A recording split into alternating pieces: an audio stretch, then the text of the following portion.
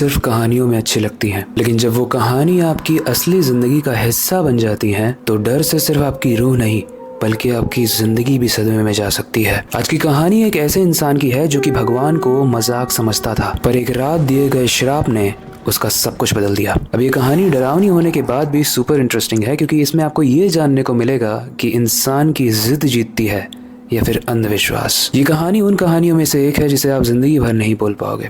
और आज की कहानी है राजीव की। राजीव एक मल्टीनेशनल कंपनी में काम करता था। हर रोज वो बहुत मेहनत से काम करता था और बिना टाइम देखे काम करता था। अब क्योंकि अक्सर वो ओवर टाइम करता था तो घर आते वक्त अंधेरा हो जाता था और ऑफिस की टैक्सी उसे घर के जस्ट बाहर तक छोड़ दी थी। लेकिन एक दिन बहुत ज्यादा काम था, मतलब इतना काम जितना रोज होता है उससे भी ज्यादा। और उस वक्त घर आते वक्त घड़ी में 1 बज रहे थे, यानी रात के 1। वो इतना थक चुका था मानो वो जैसे ही घर पहुंचेगा सीधे बेड दिखेगा और बेड पर जाकर वो सो जाएगा। अब एक स्ट्रेंज चीज थी कि जब कैब उसको यानी टैक्सी उसको घर के बाहर छोड़ती थी तो घर के एकदम बाहर नहीं छोड़ती थी। एक छोटे से रास्ते से उसको गुजर कर जाना पड़ता था जो कि बहुत ही पतला और सुनसान हुआ करता था। लेकिन आज उस रोड पर एक अजीब सी हलचल थी।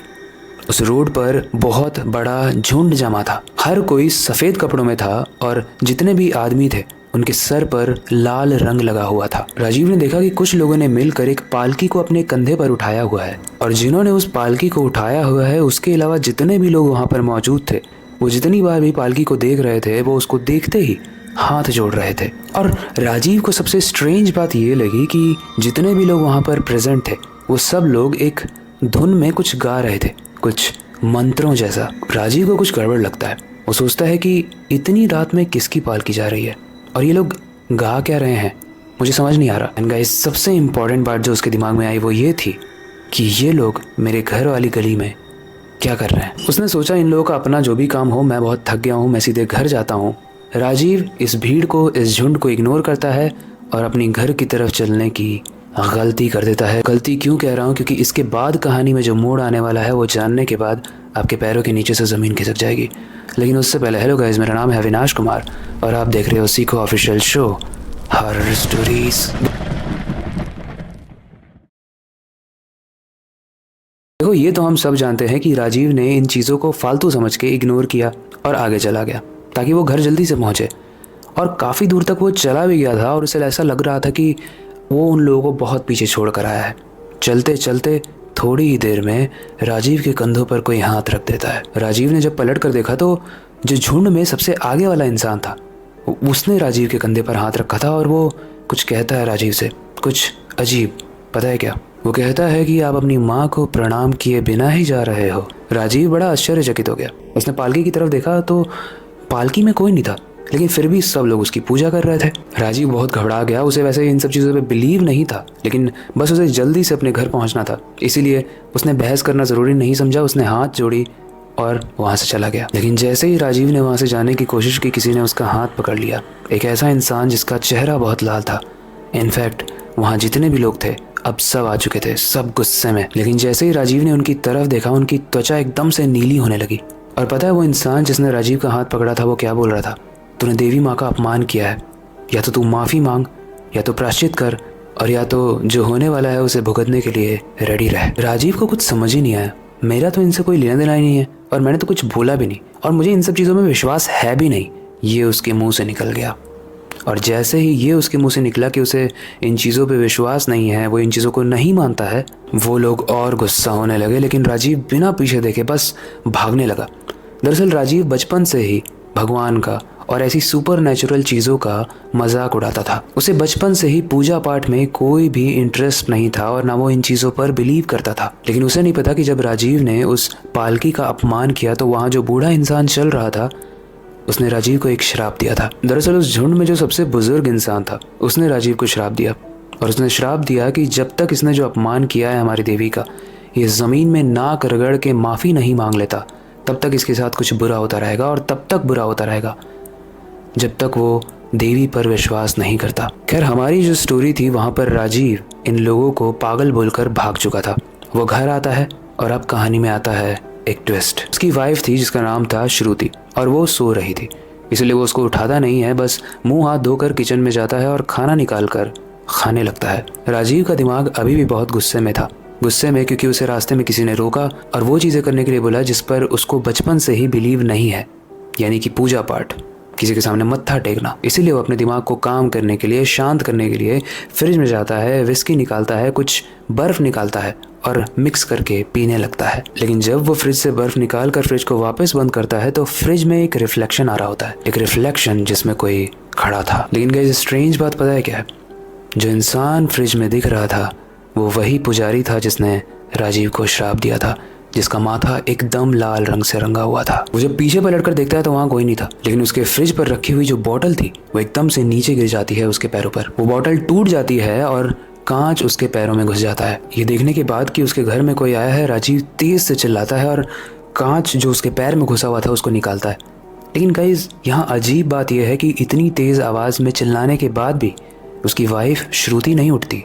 और फिर एकदम से वो इंसान राजीव के कानों के पास आता है और उसके कानों में वही गीत गुनगुनाने लगता है जो उस पालकी से जाते वक्त वो गुनगुना रहे थे। और धीरे धीरे वो आवाज़ और तेज़ होने लगती है। राजीव को ऐसा प्रतीत होने लगता है कि ये आवाज़ सिर्फ उसके कानों में नहीं आ रही है, बल्कि उसके घर के बाहर से भी आ रही थी। मानो वो पूरा झुंड उसके घर के बाहर आकर वो जादुई काला मंत्र शायद उच्चारण कर रहा था। सोचो किसी नॉर्मल इंसान के साथ अगर ये घर के बाहर हो तो उसकी तो हालत टाइट हो जाए। फिर भी राजीव ने हिम्मत जुटाई, उसने अपने पैरों से कांच के टुकड़े निकाले और लंगड़ाते हुए श्रुति के पास गया। लेकिन गाइस स्ट्रेंज बात पता है यहाँ पे क्या थी?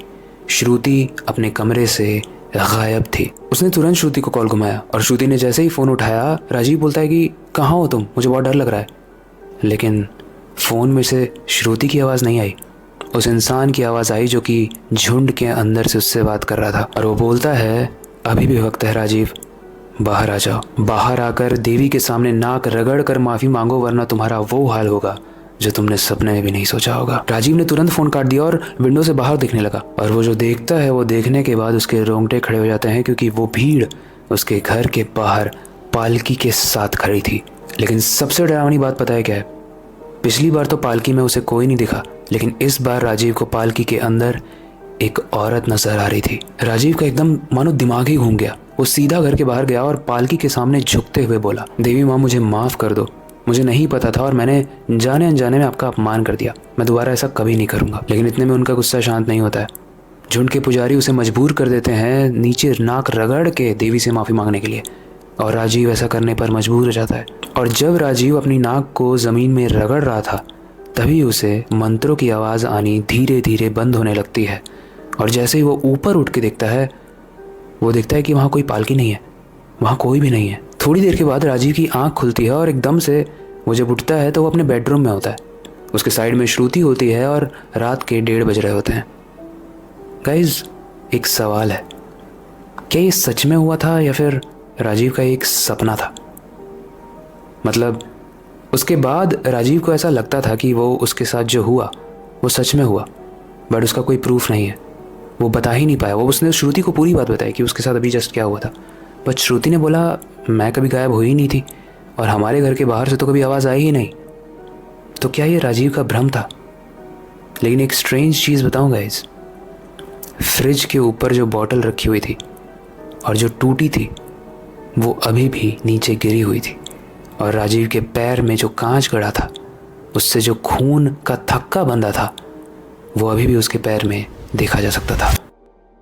तो आपको क्या लगता है, ये राजीव का सिर्फ एक भ्रम था या फिर उसके साथ सच में हुआ था? सवाल मैंने आपको दिया है, उत्तर आप मुझे दोगे कमेंट सेक्शन में। आज की कहानी यहीं तक थी।